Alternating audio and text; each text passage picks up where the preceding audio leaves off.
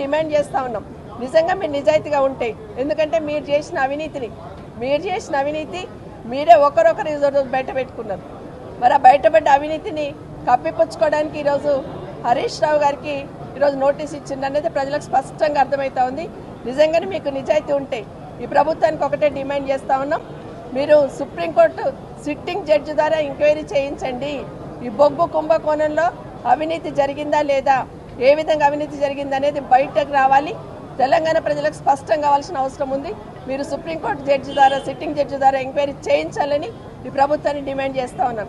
ఇలాంటి నోటీసులు ఎన్ని వచ్చినా కూడా ఎదుర్కోవడానికి మా నాయకులు సిద్ధంగా ఉన్నారు, మా కార్యకర్తలు సిద్ధంగా ఉన్నారు. తెలంగాణ సమాజం కూడా చూస్తూ ఉంది, అవకాశం కోసం వెయిట్ చేస్తూ ఉంది. ఏ ఎన్నికలు వచ్చినా మీరు నోటీసులు ఇచ్చి డ్రామా ఆడుతున్న విషయాన్ని ఇప్పటికే తెలంగాణ ప్రజలందరూ గమనించున్నారు. మొన్న సర్పంచ్ ఎలక్షన్లో తగిన దెబ్బకి గిలగిలా కొట్టుకుంటూ ఈరోజు మున్సిపల్ ఎలక్షన్లో కూడా ఈ నోటీస్ ఇచ్చి ఏదో డ్రామా ఆడాలనుకుంటున్న మీ నాటకాలు చెల్లవని ఖచ్చితంగా ప్రజలందరూ కూడా బీఆర్ఎస్ పక్షాన ఉంటారని కూడా మనవి చేసుకుంటూ, మీరు ఇస్తున్న హామీలన్నీ కూడా చూస్తున్నాం. అన్నీ వదిలేసి ఈరోజు బతుకమ్మ చీరలు మొన్న గ్రామాలలో పెంచారు, ఇప్పుడు మళ్ళీ పట్టణాల్లో పంచుతున్నారు. ఇవన్నీ కూడా మీరు 6 గ్యారెంటీలు 420 హామీలు నెరవేర్చేదాకా బీఆర్ఎస్ తరఫున ప్రశ్నిస్తూనే ఉంటాం. ఎన్ని కేసులు పెట్టిన ఎదుర్కోవడానికి సిద్ధంగా ఉంటాం.